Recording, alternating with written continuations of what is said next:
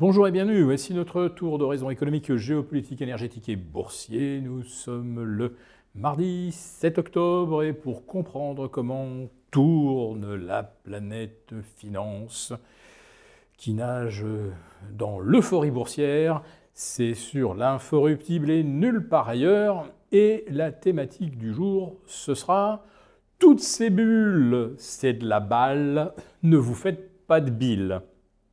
Allez.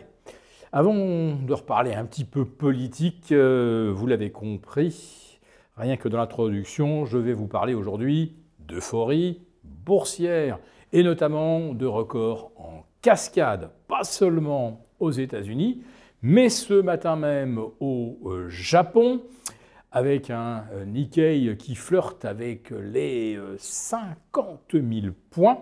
Tandis que Wall Street vient de rouvrir sur une nouvelle série de records historiques absolus avec, je crois, un 4 sur 4 nouveaux records pour le Nasdaq, le S&P, le Dow Jones et ne l'oublions pas, le Russell 2000, enfin parvenu sur le seuil des 2500 points. Ah, les small caps se réveillent, ou tout du moins, elles font un bon parcours depuis le mois de septembre. Alors vous savez, ce mois de septembre qu'on dit tellement médiocre pour la bourse, eh bien là, on va dire que ça a été la revanche des small caps. Mais n'oublions pas quand même que les indices US ont aligné que des semaines de hausse au mois de septembre, plus 2, semble-t-il, maintenant au mois d'octobre. Et en fait, on est sur une série gagnante de 14 semaines. Et le chiffre 14, on va le retrouver d'ailleurs, puisque le S&P 500, aujourd'hui, bat un 14e record intraday en 16 séances. Je crois que ça fait 13 records de clôture, donc tout ça en moins d'un mois. Et le Nasdaq n'est pas en reste, évidemment. Hier, il a été dopé par l'envolée de 28% d'AMD, 23% en clôture.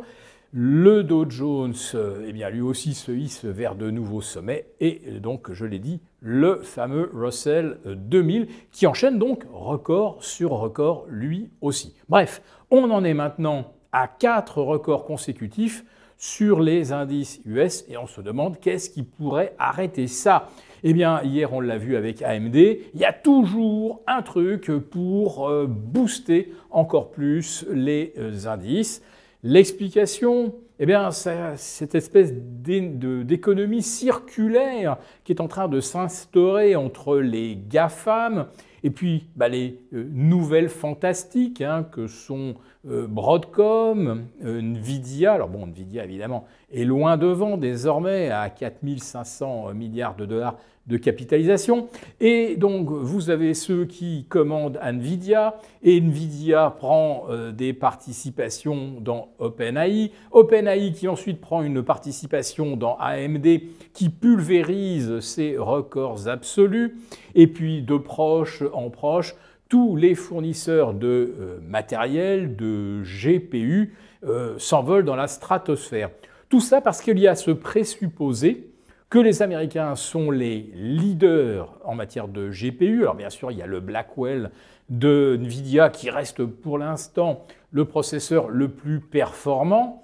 Mais mon petit doigt me dit que les Chinois ne vont pas tarder à faire une annonce disruptive, un petit peu comme DeepSeek, vous savez.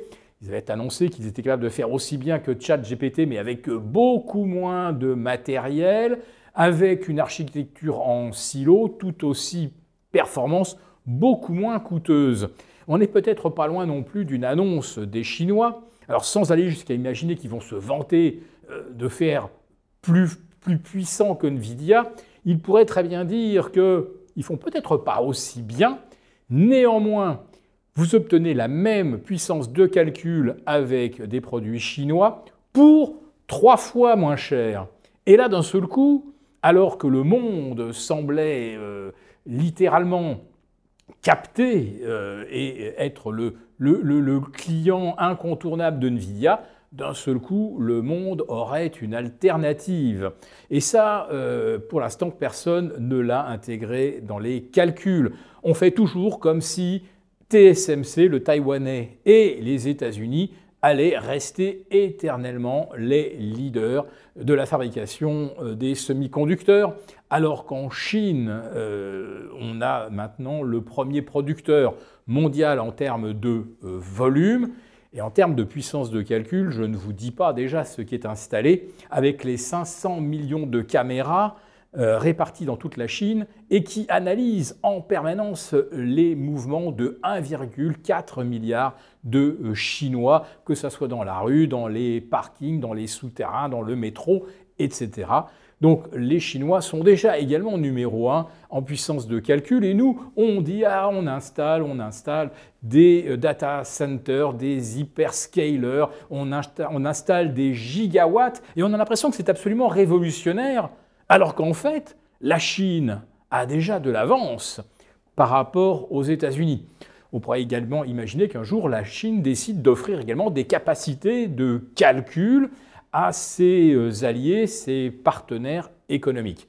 Mais pour l'instant, donc, aux États-Unis, le modèle, c'est le cloud, le néo-cloud, les hyperscalers, et l'Amérique se pense toute seule sur la planète. Et c'est pourquoi les records s'enchaînent, parce que les systèmes de gestion quantiques, ou plutôt quantitatifs, prennent pour hypothèse que ce qui a le plus monté la dernière semaine, le dernier mois, le dernier trimestre, est également ce qui va monter le plus au cours des prochaines semaines. Bref, l'IA, la fameuse intelligence apprenante, ça fait déjà 20 ans qu'elle pilote en quelque sorte les marchés financiers, eh bien cette IA apprenante a finalement appris à reproduire exactement les mêmes comportements que les investisseurs en 98, 99 et 2000 avec la bulle des dot-com.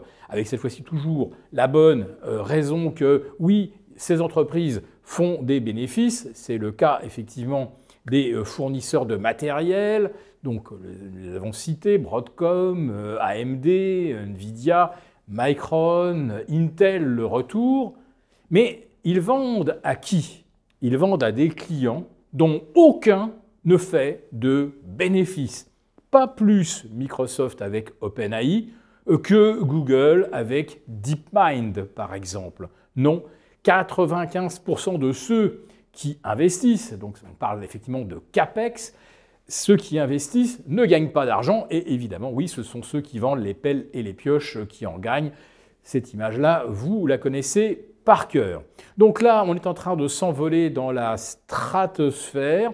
On a des bulles en série, on a également des bulles dans le fameux domaine quantique, avec des entreprises valorisées maintenant 50 milliards qui ne font pas $1 de chiffre d'affaires, mais c'est pas grave, ça devient des super licornes. En Europe, c'est plutôt la défense qui défonce tout. Et vous avez là aussi des algos qui vous disent achetez ce qui a le plus monté. Et c'est ce que l'on voit dans les volumes. Ils se concentrent sur les valeurs qui ont enregistré 50, 70, 120% de hausse depuis le début de l'année. Alors, je vais ouvrir une petite parenthèse quand même en ce qui concerne le CAC 40. Il est revenu au contact des 8000, ça y est, c'est presque fait. Le choc de la démission de M. Lecornu est déjà quasiment absorbé parce que celui-ci poursuit ses consultations. Si par contre demain il n'a pas trouvé d'accord, alors là probablement il y aura dissolution.